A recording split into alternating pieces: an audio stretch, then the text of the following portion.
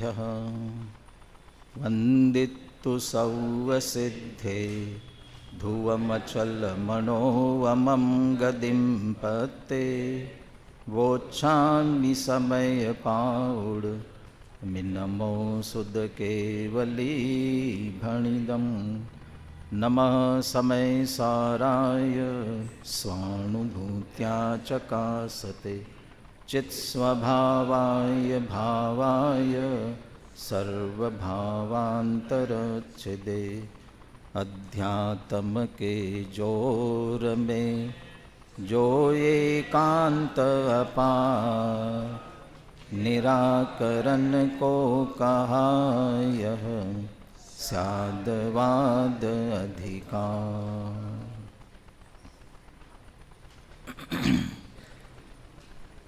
आचार्य कुंद कुंद देव विरचित समय सार परमागम की आचार्य अमृतचंद्र कृत आत्मख्याति टीका परिशिष्ट के आधार से हम चर्चा कर रहे हैं। परिशिष्ट क्यों लिखा अमृतचंद्र आचार्य देव ने? दिन रात मंथन करे जल घृत हाथ में आवे नहीं, रज रेत पेले रात दिन पर तेल जो पावे नहीं, सद्भाग्य बिन जो संपदा मिलती नहीं व्यापार में, निज आत्मा के भान बिन त्यों सुख नहीं संसार में। ये त्रिकाला बाधित तथ्य है। निज आत्मा के भान बिन सुख नहीं संसार में।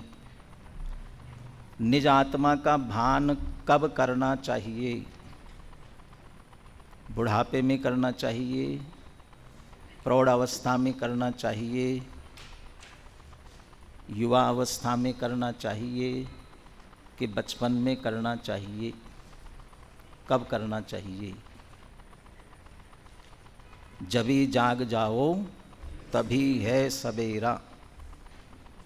जिस समय जागृत हो जाए बस वहीं से करना है। अभी समझ में नहीं आता है, आएगा। कहीं से शुरुआत करो। उपाध्याय कनिष्ठ के विद्यार्थी भी बैठे हैं, विषय कठिन है, उनके लिए भी कह रहा हूँ और आप सबको भी कह रहा हूँ। जब जहाँ कैसे भी तत्व की बात मिले तब उसी समय सुनकर समझने का प्रयास करना।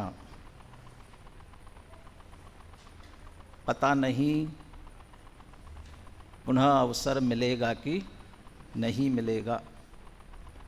5 वर्ष का आपका अवसर है, उसके बाद चला गया। और जीवन के जितने पल है उतने पल हैं। इसलिए जब जहाँ जैसे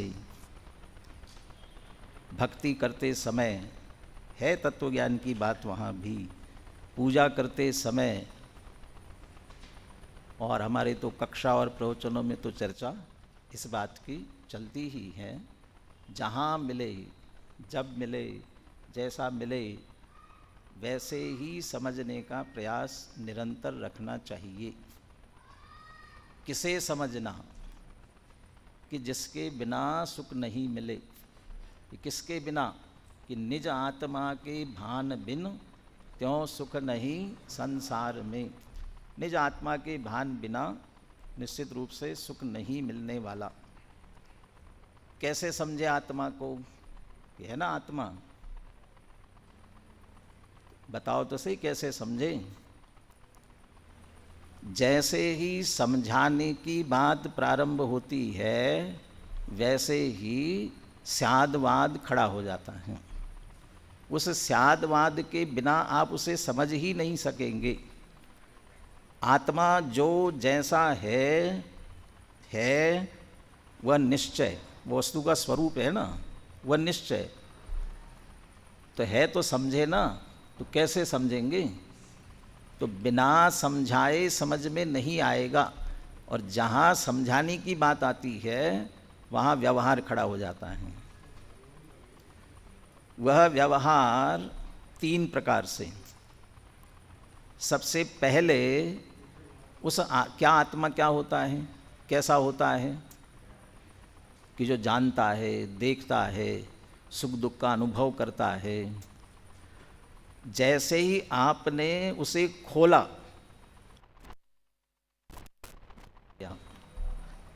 लेकिन ऐसा किए बिना उसे समझा नहीं जा सकता। इसलिए इस व्यवहार से, इस भेद से, इस लक्षण से हम उसे समझेंगे। आत्मा समझना है, व्यवहार से वो निश्चय समझना है, पहला व्यवहार। दूसरा व्यवहार तत्काल खड़ा होगा, किसने कहा ऐसा आत्मा है, किसने बताया, किसने कहा? अर्हत् सर्वज्ञस्य अस्खलितम शासनम। ये अरहंत सर्वज्ञ भगवान का शासन है, जिनेन्द्र भगवान का कथन है। सुध केवली भणिदम, किन्होंने कहा है? सुध केवली भणिदम अनादि श्रुत प्रकाशितत्वेन, अनादि काल से श्रुत के द्वारा जिसका प्रकाशन किया गया है। सारे जगत को जानने वाले केवली भी प्रणीतत्वेन, जगत को जानने वाले केवली भगवान ने जिसे कहा है, और स्वयं अनुभवत भी श्रुत केवली भी माने उसको पुनः आगे चल करके अभिहितत्वेन उनके द्वारा भी इसे कहा गया। ऐसा श्रुत केवली अर्थात देव शास्त्र गुरु के माध्यम से हमारे पास तक बात आई है। वो शुद्ध केवली भणिदम में देव शास्त्र गुरु तीनों आ गए। शुद्ध भणिदम श्रुत के द्वारा कहा गया, ये शास्त्र है। केवली भणिदम, केवली भगवान वे देव है, और दोनों मिलाकर शुद्ध केवली भणिदम, श्रुत केवली, गणधर देव, आचार्य आदिक, ये सभी गुरु हैं। तो देव शास्त्र गुरु के माध्यम से स्वयं अनुभवत भी, स्वयं जिन्होंने अनुभव किया है उनके द्वारा कही है। अब उनके द्वारा कही है, उनके प्रति भी भक्ति का भाव, उनके प्रति भी श्रद्धा का भाव, तो उनकी श्रद्धा पूर्वक ये दूसरा व्यवहार। और तीसरा व्यवहार, जब तक हमारे परिणामों में विशुद्धि नहीं आती है, निर्मलता नहीं आती है, मंदता नहीं आती है, तब तक ये बात हमारे अंदर नहीं उतर सकती। इसलिए हमारी भावभूमि को भी किसी भी प्रकार से जगत का स्वरूप समझकर, जगत की क्षण भंगुरता समझकर हमें इस कार्य को करना ही है, ऐसे परिणामों की निर्मलता करते हुए सुनने का परिणाम करना, वो व्यवहार। तो वहाँ से जिनेन्द्र भगवान की वाणी पूर्वक आत्म तत्व की बात भेद पूर्वक समझते हुए उस शुद्ध आत्मा तक पहुँचना है। और ये जो सारा आधार लिया, समझते ही नहीं रहना है, जानकर पहचानकर उसमें लीन होना है, उसका आश्रय करना है। तो ये जानना समझना ये व्यवहार, और फिर उसमें लीन होना ये निश्चय। ऐसे निश्चय व्यवहार के माध्यम से ही बात आगे बढ़ती है। ये साधवाद, वो आत्मा की प्रसिद्धि के लिए। तो जो आत्मा जानते नहीं हैं, आत्मा मानते नहीं हैं, कदाचित जानते तो अन्यथा मान लेते हैं, वो उन सब को साधवाद के माध्यम से वो आत्म तत्व की प्रसिद्धि कराने के लिए यहाँ ये चर्चा कर रहे हैं। वह साधवाद जिस वस्तु स्वरूप को बताता है, कहता है, वह वस्तु स्वरूप ही अपने आप में अनेकांतात्मक हैं। सारे जगत के पदार्थ अनेकांतात्मक हैं, और उस अनेकांत वस्तु स्वरूप द्रव्यों का स्वरूप, ऐसे स्वरूप सहित जितने द्रव्य हैं उनसे ये सारा विश्व बना हुआ है, विश्व भरा हुआ है। कल की जो चर्चा हुई थी, तो उस विश्व की व्यवस्था भी समझना पड़ेगी। क्योंकि आत्मा इसी विश्व में है।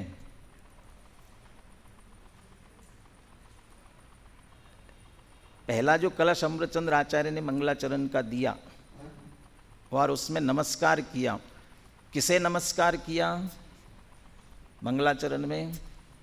नमः समय साराय, समय सार को, समय सार को माने किसे नमस्कार किया? शुद्ध आत्मा को नमस्कार किया। कैसा है शुद्ध आत्मा? चित स्वभावाय भावाय, भावाय चित स्वभावाय। भाव अर्थात अस्तित्व रूप है, सतरूप है, और चित्त स्वभावाय चैतन्य स्वरूप है। भावाय कह करके एक लक्षण दिया और चित्त स्वभावाय कह करके दूसरा लक्षण दिया, तो दो दो लक्षण हो गए क्या? हाँ, दो दो तो हुए, लेकिन उसी के हुए। ये क्यों? क्योंकि वह विश्व का ही द्रव्य है, विश्व का ही द्रव्य है। तो द्रव्य है तो द्रव्य का लक्षण भी घटित होना चाहिए। कहते भावाय, और भाव माने सत्ता स्वरूप है, तो सद्द्रव्य लक्षणम, वो द्रव्य है तो द्रव्य का लक्षण घटित होता है। तो द्रव्य है तो कौन सा द्रव्य है? कौन सा द्रव्य है? जीव द्रव्य है। कैसे समझे जीव द्रव्य है? कि चित्त स्वभावाय, कि वो उन सभी द्रव्यों में द्रव्य हो करके चैतन्य लक्षण वाला है। तो चैतन्य लक्षण वाला कह करके उसे जीव द्रव्य कहा। तो ये विश्व व्यवस्था बताते हुए जो विश्व की व्यवस्था है, उस व्यवस्था के अनुसार वो जीव द्रव्य पर भी घटित होगी वो व्यवस्था, क्योंकि वो भी विश्व का द्रव्य है। और फिर आत्म द्रव्य की जो व्यवस्था है वो आत्म द्रव्य में चलेगी। तो जीव द्रव्य की क्या अवस्था, कैसा रहता है? इन सब द्रव्यों के सारे द्रव्य कैसे रहते हैं विश्व में? पंचास्तिकाय की गाथा है प्रसिद्ध, आला पद्धति में उद्धृत की, और जगह भी उद्धृत की हुई है। अन्नोणम पविसंता देंता उग्गास मन्न मन्नस मेलन तावी निचम सग स्वभावम न विजहंती। ये अनंतानंत द्रव्य, जाति अपेक्षा 6, संख्या अपेक्षा अनंतानंत द्रव्य, ये सारे के सारे द्रव्य अन्योन्यम पविसंता, एक अन्योन्य प्रवेश करते हुए, एक दूसरे में प्रवेश करके। कितना प्रवेश करके? बिल्कुल एक क्षेत्र होगा, एक दूसरे, और एक दूसरे में प्रवेश करते हैं। तो कैसे, क्यों करते हैं प्रवेश?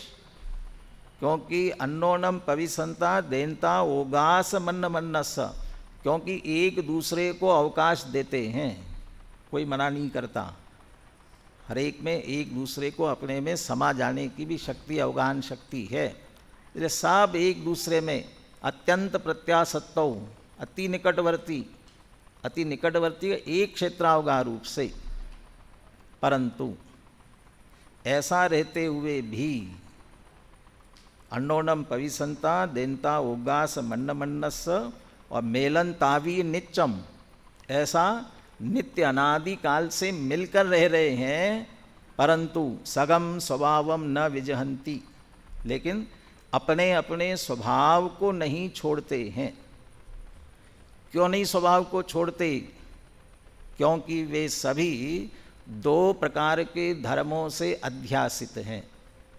एक शब्द दिया था ना, उभय उभय भावाध्यासितम, दो धर्म, दो भावों से अध्यासित, युक्त है, सहित है।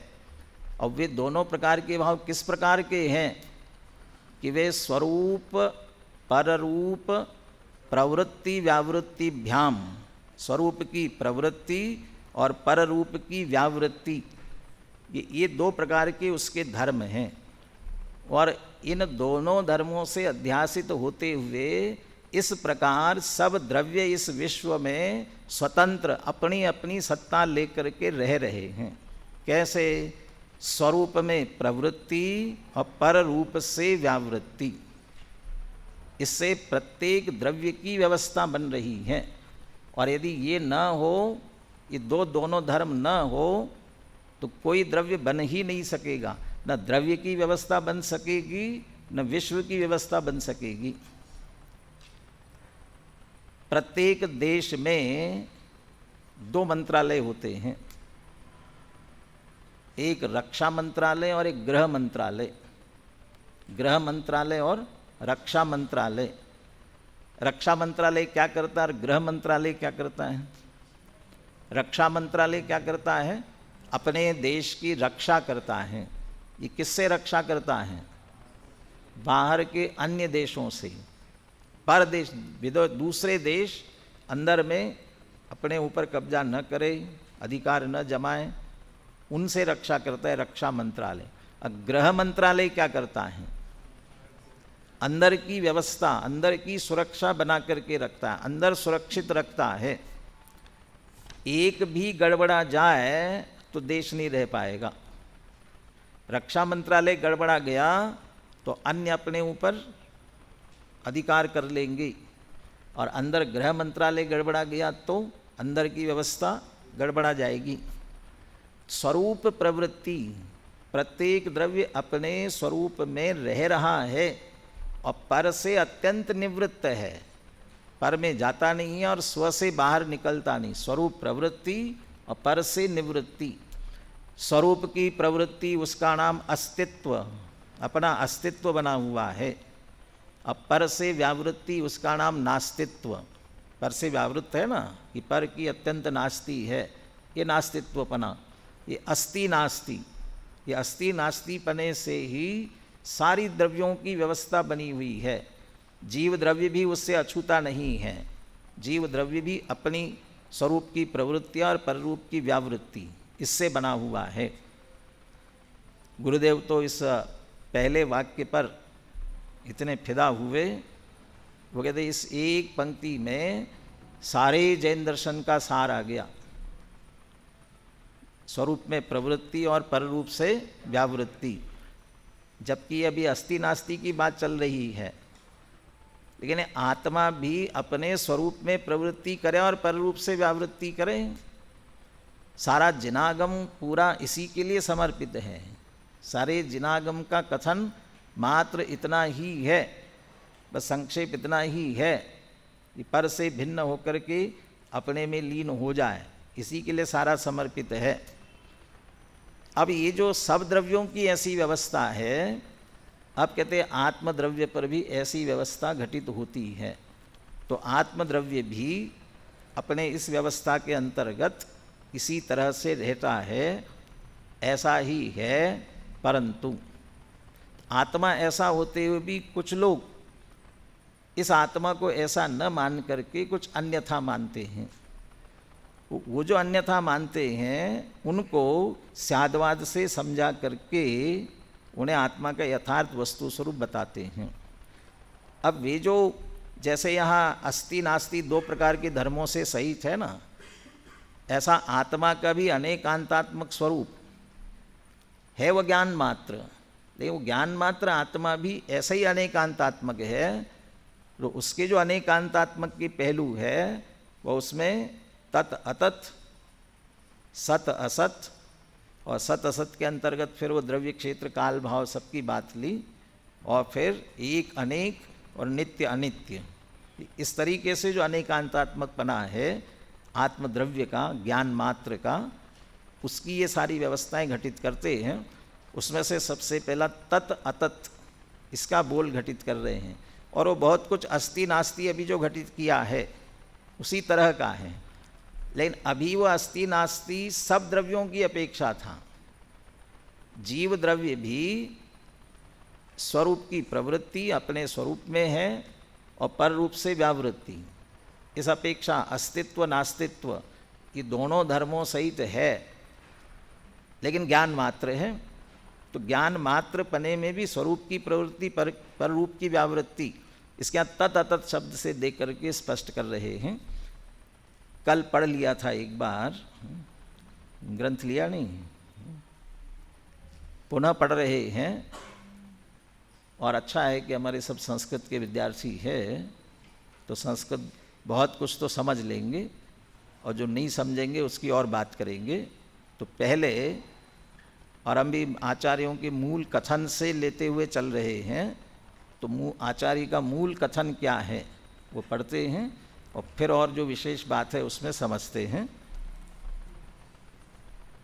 मेरे ख्याल से तत् अतत् दो है ना, तो एक की बात पहले लेते हैं, तत् की बात पहले लेते हैं। चलिए दोनों पढ़ लेते हैं, क्योंकि दोनों की तुलना भी करनी है, इसलिए दोनों पढ़ते हैं।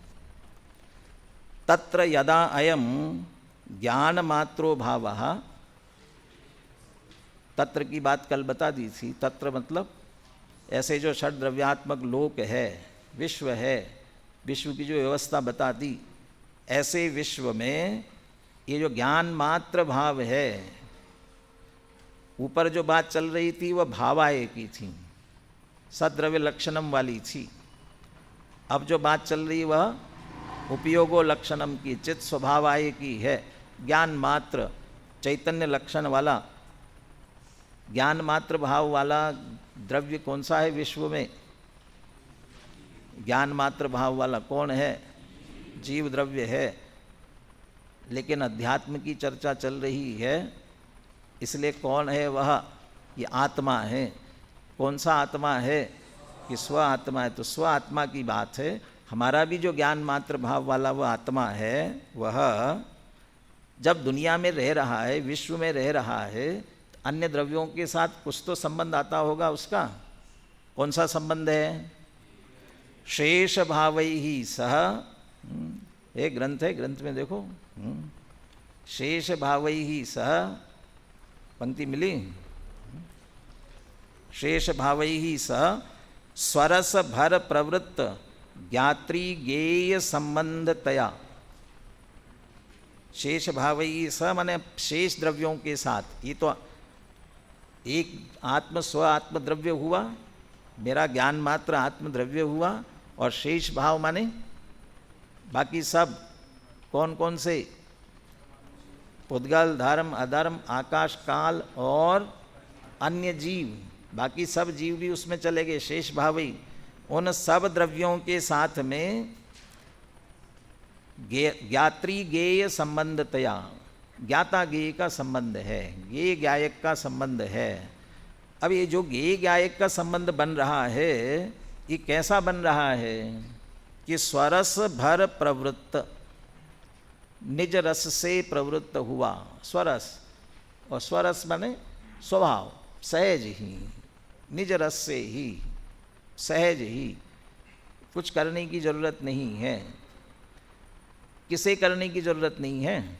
आत्मा को नहीं, आत्मा को तो उनसे ये ज्ञेय ज्ञायक संबंध जोड़ने के लिए आत्मा को कुछ करने की जरूरत नहीं है।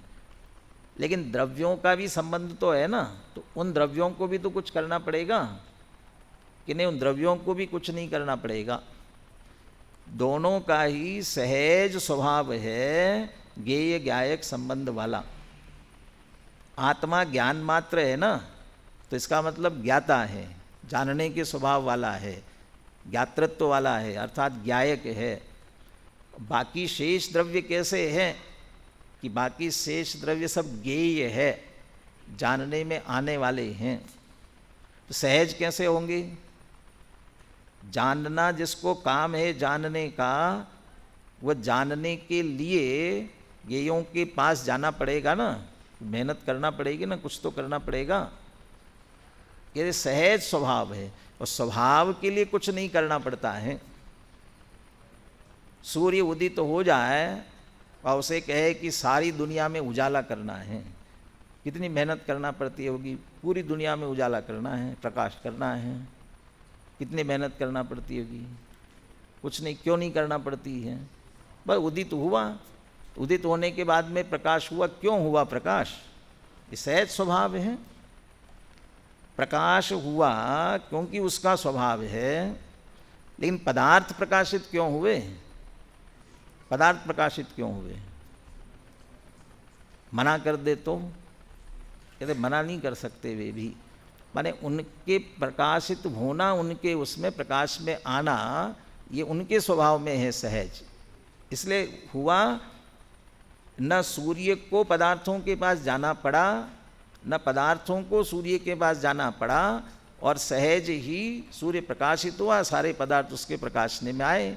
ये है स्वरस निर्भर, स्वरस, स्वरस भर प्रवृत्त, सहज ही प्रवृत्ति। ज्ञेय ज्ञायक संबंध जो है ना, ज्ञेय ज्ञायक संबंध, और दुनिया के संबंधों में हो सकता है कुछ न कुछ लगे, कुछ न कुछ लगेगा, लेकिन गेय गायक संबंध में कुछ नहीं लगना है।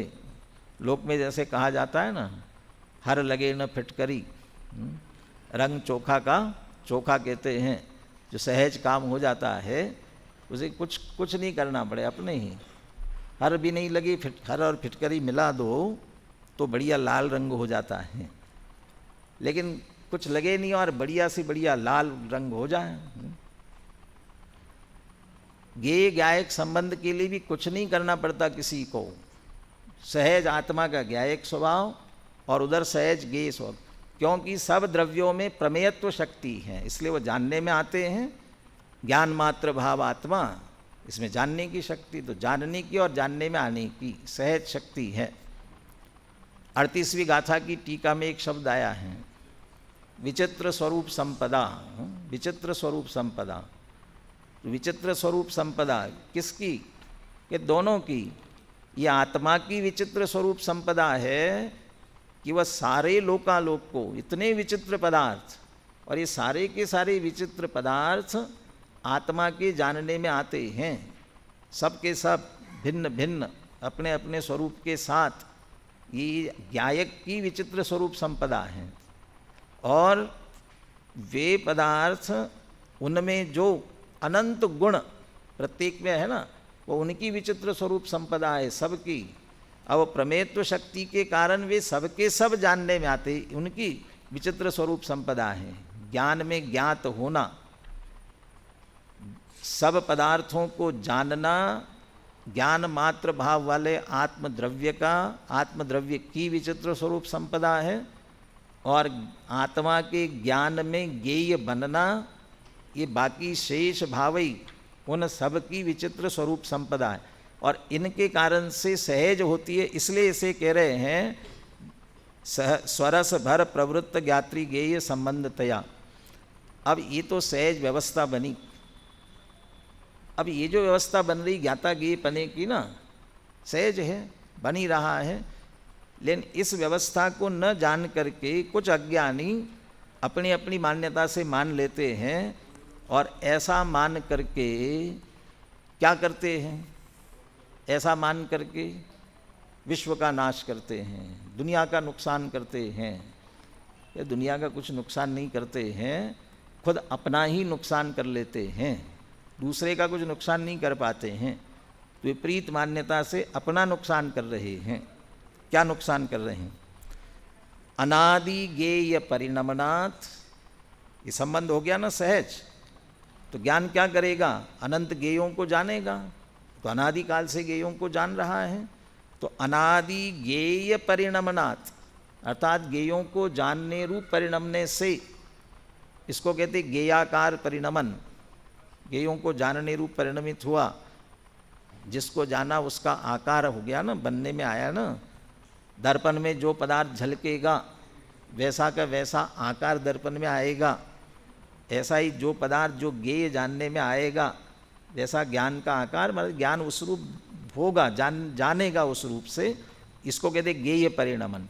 तो अनादि ज्ञेय परिणमनात् ज्ञान तत्वं पररूपेण प्रतिपद्य अज्ञानी भूत्वा नाशम उपैति।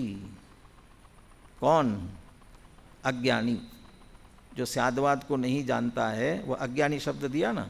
ज्ञान तत्वम पर रूपेण प्रतिपद्य अज्ञानी भूत्वा नाशम उपैति। ये तो सहज ज्ञाता ज्ञेय संबंध के कारण वो जानने में आए पदार्थ, तो जानने में आए तो ज्ञेय परिणमन हुआ, ज्ञेय को जानने रूप परिणमन हुआ, तो ज्ञेयाकार परिणमन हुआ। तो ज्ञेयाकार परिणमन हुआ था तो कौन? अपना आत्मा, ज्ञान मात्र। तो ज्ञान तत्व, लेकिन ज्ञेयों को जाना तो इसने ज्ञेय रूप मान लिया।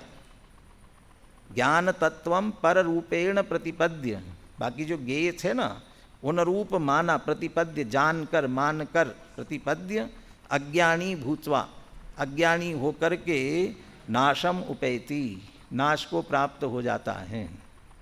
नाश कहाँ हुआ? स्वयं कैसा है कि ज्ञान स्वरूप है, और माना कैसा कि ज्ञेय रूप माना, तो ज्ञान रूप कहाँ रहा? तो स्वयं ज्ञान रूप होकर के ज्ञान रूप नहीं रहा, ज्ञेय रूप मान लिया, तो स्वयं का नाश हुआ। यहाँ इतना समझ लीजिए, जितनी विपरीत मान्यता हमारी हो रही है, पुद्गल नव धर्म अधर्म काल इनते नारी है, ताको न जान विपरीत मान।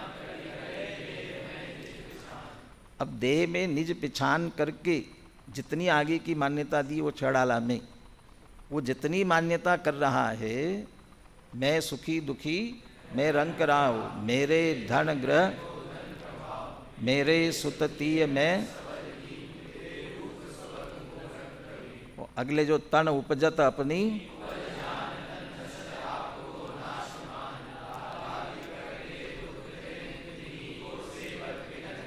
ये जो सारी स्थिति बन रही है ना, वो देह को जो निज माना, वो देह वास्तव में मात्र ज्ञेय था, जानने में आ रहा था। ये शरीर है, ये जानने में आया था, लेकिन ये ज्ञेय बना तो ज्ञेयाकार हुआ, जानने रूप परिणमित हुआ, तो इसने मान लिया कि ऐसा ही हुआ, यही हुआ, और ऐसा ही वो पर में एकत्व मत्व कर्तृत्व भोक्तृत्व ये सारी जो बुद्धियाँ की है वो सब ज्ञेय थे, लेकिन ज्ञान को उसी रूप हुआ मान करके जब उसी रूप मान लिया तो ज्ञान कहाँ रहा? ज्ञान रूप तो रहा ही नहीं। इसलिए कह रहे कि नाशम उपैति। इसे तो कुंद कुंद आचार्य स्वयं ही अष्टपाउड में एक जगह ये कहते हैं, जो इस तरह से पर में एकत्व बुद्धि कर रहा है ना, वह मिथ्या दृष्टि अज्ञानी, उसके लिए शब्द का प्रयोग किया उन्होंने, चलता फिरता शव है। अज्ञानी मिथ्या दृष्टि चलता फिरता शव कह रहे। क्यों शव कह रहे हैं? है तो आत्मा, अब मैं तो देही हूँ। तो जिसने मात्र देह रूप ही मान लिया, पर रूप ही मान लिया, आत्मा को स्वीकार ही नहीं किया, आत्मा की सत्ता ही स्वीकृत नहीं हुई। तो देह रूप ही मान रहे, तो जब मृत हो जाएगा तो देह मात्र रहेगा, और अभी भी देह मात्र मान रहा है, बस चल फिर रहा है, खा पी रहा है, तो वो शव जैसा ही है। जैसे चलता फिरता शव कहा उसको। ऐसा ये कह रहे हैं कि पर रूपेण प्रतिपद्य, अपने आप को पर रूप था, सब ज्ञेय, ये तो ज्ञायक ही था, ये पर रूप मान करके है ज्ञान तत्व, और उसको ज्ञेयों को जाने, सारे ज्ञेय हैं जितने जगत के पदार्थ हैं, उन रूप अपने आप को मानता है, तो ये अपने आप को छोड़ दिया। ज्ञान तत्वम पर रूपेण प्रतिपद्य अज्ञानी भूत्वा नाशम उपैति। तो क्या वास्तव में नाश हो गया? क्या नहीं हुआ ना। अब ये साधवाद खड़ा होता है।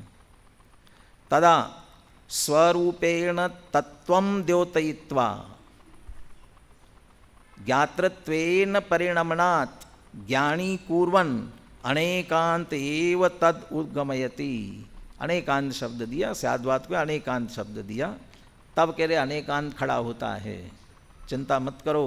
तो हे अज्ञानी, तुम अपने आप को नष्ट कर रहे हो, अपनी सत्ता ही स्वीकार नहीं कर रहे हो। कितने ही ज्ञेयों को जानो, कितने ही ज्ञेय इसमें जानने में आ जाए, वे सब ज्ञेय ही रहने वाले हैं। स्वरूपेण तत्वम द्योतयित्वा, तब भी तुम्हारा स्वरूप से तत्पना ही है। जब तुम अपने आप को देह मान रहे हो, जब तुम अपनों को धन संपत्ति वैभव से धनी मान रहे हो, जो जो स्थितियां बन रही है, उस समय भी तुम्हारा वो जो ज्ञाता स्वभाव है ना, ज्ञान मात्रपना, वो छूटा नहीं है। वो तो तत्रूप ही है, वो तत्पना उसका छूटा नहीं है। वो स्वरूप से तो तत् ही है, भले ही उनको जान रहा हो, तब भी स्वरूप से तत् है। एक की दर्पण की दुकान थी, एक मेला चल रहा था, और दर्पण क्या कहेंगे, मिरर, ग्लासेस, वो कांच कहते हैं तो भी दिक्कत आती, कांच तो सामान्य भी होता है, ग्लास कहते हैं तो भी होता है अलग, है ना, दर्पण। तो दर्पणों की दुकान थी, बहुत बढ़िया। और उसी के सामने राजस्थानी कपड़ों की दुकान थी, चुनरी अलग अलग रंगों की, रंग बिरंगी, वो कपड़ों की दुकान थी। मेले में दुकान चल रही थी। एक दिन पिताजी ने कहा मुझे थोड़ा लेट हो रहा है बेटा, तुम जा कर के दर्पण की दुकान खोल देना, मैं थोड़ा लेट आऊँगा। बेटा गया, दुकान उसने खोल दी और खोलते ही घबरा गया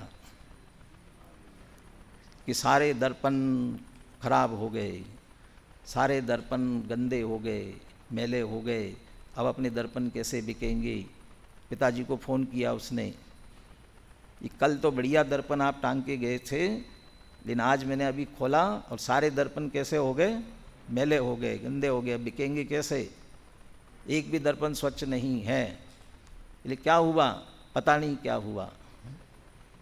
कोई बात नहीं बेटा, मैं आता हूँ।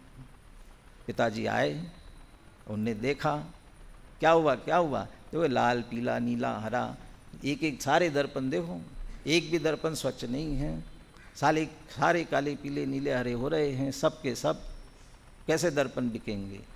बेटा कुछ नहीं हुआ, कुछ नहीं हुआ, हो गया ना, देखो ना, हो तो गया है।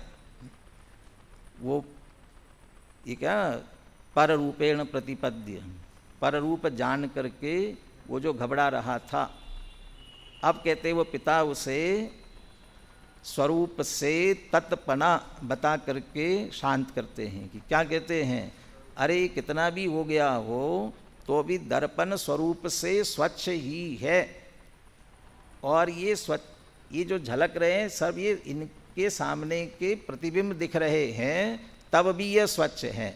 तो स्वरूप से वह स्वरूप रूप ही है, बिल्कुल कुछ भी बिगड़ा नहीं है। ऐसा ही देहादि रागादि ये सब इसमें झलके गेय बने, तब भी इसका ज्ञानपना, ज्ञाता है ना, तो ज्ञातापना स्वरूप से तत्रूप ही है। इसको कहते हैं स्वरूपेण तत्, स्वरूप से तत्पना, तत्वम। ये आपका जीवाजीव तत्व वाला तत्व नहीं है, स्वरूप से तत्पना है। तदा स्वरूपेण तत्वम द्योतयित्वा, तत्वपना प्रकाशित करते हुए, स्वरूप में कुछ बिगाड़ नहीं हुआ, ज्ञान ज्ञान मात्र ही है। ऐसा करके ज्ञातृत्वेन परिणमनात्, ज्ञातापने से परिणमित कर दिया, तुम तो ज्ञायक हो। तब ज्ञानी कुर्वन्, ज्ञानी करता हुआ, अनेकांत एव तद उद्गमयति, अनेकांत ही उसका उद्धार करता है, उसे प्रकट करता है। वो घबराता नहीं, अब वो स्वीकार कर लिया उसने। गेयों को सब निकाल के हटा दिया होगा ना, वो पिता ने बच्चे को समझाया तो नीला पीला हरा दर्पण में से निकाल दिया होगा ना, सभी कुछ नहीं निकाला, उसी में है। सिर्फ उसे समझाया कि इसी समय दर्पण स्वच्छ है स्वरूप से, और ये गेय जो झलक रहे, प्रतिबिंब झलक रहे बाहर के हैं। ऐसे आत्मा भी ज्ञान स्वरूप से तत् ही है, ये गेयों का प्रवेश इसमें रंच मात्र भी हुआ नहीं है। तो जो गेय जानने में आए इसलिए पररूप हुआ ऐसा मान रहे थे, उन्हें स्वरूप से तत्पना खड़ा किया। अब एंगल बदलता है और ये बात जल्दी समझ में आएगी। दूसरा एंगल, यदा तू, दूसरे क्या मानने वाले हैं, सर्वं वै खलु इदम आत्मा इति अज्ञान तत्वं स्वरूपेण प्रतिपद्य। शास्त्री वाले ऊपर नीचे मिला लेना, कल शब्दों में क्या फेर है। और अमृतचंद्र आचार्य की शैली जो है ना, बराबर एक एक पॉइंट से आगे आगे बढ़ने की होती है। आप लोग मिला सकते हो, बाद में मिला लेना उसे। यदा तु सर्वं वै खलु इदम आत्मा इति अज्ञान तत्वं स्वरूपेण प्रतिपद्य विश्व उपादानेन आत्मानं नाशयति। और दूसरा क्या करता है, ये जो कुछ जानने में आया है ना, ये सब ज्ञान है। पहले पॉइंट में कहा था, इसने ज्ञान ने पर को जाना ना, गेयों को जाना ना, तो ज्ञान को पर रूप मान लिया, गेय रूप मान लिया, तो आत्मा को पर रूप मान रहा था। अब ये दूसरा कैसा है विपरीत मानने वाला, ये जो जानने में आ रहे हैं वे सब ज्ञान रूप है, यही ज्ञान है, उनको ही सब ज्ञान रूप स्वीकार करता है। मैंने जिसको जाना वो ज्ञान रूप हो गया। वकालत का ज्ञान, जिसका भी ज्ञान हो जाए ना, तो ऐसा समझता है कि सब ये ज्ञान में आ गया, ये सब ज्ञान ही ऐसा हो गया, ऐसा मानने लग जाता है, सब ज्ञान में हो गया है। विश्वम ज्ञानम, सर्व विश्व, सर्वम वै खलु इदम आत्मा, ये सब आत्मा ही है। अपने यहाँ ये मान्यता तो कम है, पर की एकत्व मत बुद्धि वाली मान्यता ज़्यादा है। ऐसी मान्यता वाले सर्व प्रतिभासमान जगत है, जो कुछ है ना वो प्रतिभासमान, ये सब जगत है, ये प्रतिभासमान माने ज्ञान मात्र है, ज्ञान के अलावा और कुछ नहीं है। ये दिख रहा है ना, ये बाहर कुछ नहीं है, ये आपके ज्ञान का विस्तार है। भाई सब ज्ञान स्वरूप है, बाकी कुछ नहीं है। तो ऐसा कैसे हो सकता है? ये सब ज्ञान रूप कैसे हो जाएंगे? और यदि ये सब ज्ञान रूप हो गए, सारा विश्व ज्ञान में हो गया, ज्ञेय में आया है तो ये सब ज्ञान रूप हो गए, यदि ये सब ज्ञान रूप हो गए तो आत्मा क्या रहा? आत्मा कहाँ बचा? सारा विश्व ज्ञान में हो गया तो आत्मा का अस्तित्व कहाँ रहा? तो आत्मा नष्ट हो गया। वो भी आत्मा को नाश कर रहा है। पहले वाले ने आत्मा को पररूप मान करके आत्मा का नाश किया था, दूसरे ने उन सब को आत्मा जान लिया, ज्ञान स्वरूप जान लिया, तो भी आत्मा नहीं रहा। सत असत अस्तित्व नास्तित्व वाली बात थी ना। यदि आपने पर को अपने में प्रवेश कराया तो आपका अस्तित्व खत्म हो जाएगा, खतरे में है, और आप पर में चले गए तो भी आपका अस्तित्व खतरे में है। तो पहले वाले आत्मा को पररूप मान रहे थे, अब पर को ज्ञान रूप मान रहे हैं। जो जो ज्ञान में आया वो सब ज्ञान रूप हो गया। लोग में भी मानते हैं ना, अरे पहले बचपन में कभी पार्क में चले गए और पार्क में झूले बहुत कम हो और आपने दूर से देखा, ये झूला मेरा, ये झूला मेरा। वो कहे तुम्हारा कैसे हो गया? क्योंकि पहले मैंने जाना, तो मेरे ज्ञान का विषय बना ना, इसलिए वो मेरा हो गया। तो मैंने जाना है ना, वो मेरा हो गया। अब ये बात तो बच्चों की थी, लेकिन आजकल पेटेंट का ज़माना है। और पेटेंट माने क्या होता है? कोई भी नया आपने कुछ इनोवेशन कुछ भी किया है तो आपके ज्ञान की उपज है ना वह, तो आप क्या मानते हैं उसे? ये किसकी है? मेरी है। और आप दूसरा इस पर दावा नहीं करे, इसलिए क्या कर देते हो? पेटेंट रजिस्टर्ड अपने नाम से, माने वो आपका ज्ञान हो गया, माने वो ज्ञान रूप हो गया, आपका हो गया। माने वो विश्व को ज्ञान रूप, ऐसे जगत को जिसको जाना उसको ज्ञान रूप मान लिया। केवली भगवान सर्वज्ञ, कैसे सर्वज्ञ हैं? क्यों हैं? सर्व विश्व को जानते हैं, माने विश्व उनके ज्ञान में हो गया, सारा विश्व ज्ञान में आ गया, इसलिए वो ज्ञान में हो गया, ज्ञान स्वरूप हो गया। ज्ञान स्वरूप नहीं होता है तो जो अज्ञानी ऐसा मानता है, खलु इदम आत्मा इति अज्ञान तत्वम स्वरूपेण प्रतिपद्य। वह ज्ञान तत्वम पर रूपेण प्रतिपद्य था, ज्ञान को पर रूप मान रहा था, क्योंकि ज्ञायक भाव है। और यहाँ ज्ञेय जो बाकी के हैं वे तो ज्ञान से भिन्न पर हैं और उन्हें स्व समझ रहा है। आत्मरूपम प्रतिपद्य अज्ञान तत्वम स्वरूपेण प्रतिपद्य विश्व उपादानेन आत्मानं नाशयति। सारे विश्व को अपने में मान करके ज्ञान स्वरूप माना तो आत्मा नहीं रहा, इसलिए आत्मा का नाश कर रहा है। अब फिर अनेकांत खड़ा होता है। तदा पर रूपेण अतत्वम द्योतयित्वा, कि नहीं पर रूप से अतत है, स्वरूप से तो तत् था, अभी पर आगे ऐसा समझ रहे हो ना, ज्ञान रूप हो गए कि नहीं अतत्, वे कभी ज्ञान रूप नहीं हो सकते हैं, वे तो पर ही रहने वाले। अतत् हमारा ज्ञान उस रूप नहीं हुआ, वे अपने रूप होने वाले नहीं, वे ज्ञान में नहीं होंगे, वे ज्ञेय ही रहने वाले हैं, इसलिए उनका अतत्पना। इस तरह से अपने पर रूप से अतत्वम द्योतयित्वा, अतत्पना प्रकाशित करता हुआ विश्वाद भिन्नम ज्ञानम, सारे विश्व को जान तो रहा है, इन सारे विश्व से भिन्न, ज्ञेयों से भिन्न ही रहता है। वे ज्ञेय इसके अंदर आते नहीं है, ज्ञेय रूप होता नहीं है। विश्वाद भिन्नम ज्ञानम दर्शयन, ज्ञान को दिखाता हुआ अनेकांत एव नाशयितुम न ददाति, ये अनेकांत ही इसे नष्ट होने नहीं देता। संक्षेप में इतनी सी बात है, ज्ञान अनंत ज्ञेयों को जाने, लेकिन ज्ञान रूप ही रहता है, ज्ञान रूप ही रहता है, ये इसका तत्पना, इसका स्वरूप ज्ञान रूप ही है, इसका है तत्पना, तो स्वरूप से तत् है। और कितने ही ज्ञेय ज्ञान में आ जाए तो भी वे ज्ञेय ही रहते, ज्ञान नहीं बनते हैं, वे ज्ञान नहीं बन जाएंगे।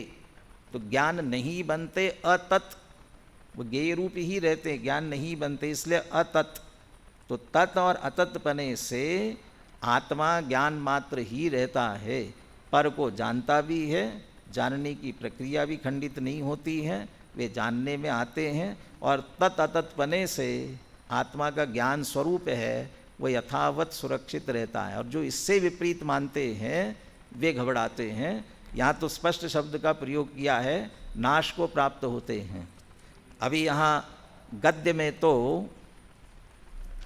बहुत अच्छे शब्दों का प्रयोग किया है, लेकिन कल हम इसके पद्य पढ़ेंगे। इसके कलश भी लिखे हुए श्लोक दोनों के, तत्संबंधी अतत् संबंधी 2 श्लोक हैं। ये पूरे गद्य होने के बाद में है, तो 2 श्लोकों की चर्चा पहले करेंगे। वहाँ तो वो जो अज्ञानी है उनके लिए पशु शब्द का प्रयोग किया है, ऐसी मान्यता करने वाले पशु हैं। गुरुदेव का उद्धरण भी कल थोड़ा पढ़ेंगे। पशु कहने वाले किन किन को पशु कह रहे हैं, किन किन को कहते हैं। माने जहाँ जहाँ अज्ञानपना है, विपरीतता है, वह अपना नाश करते हैं।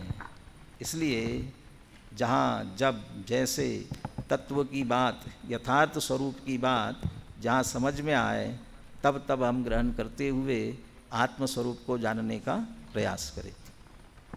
सहजानंदी शुद्ध स्वरूपी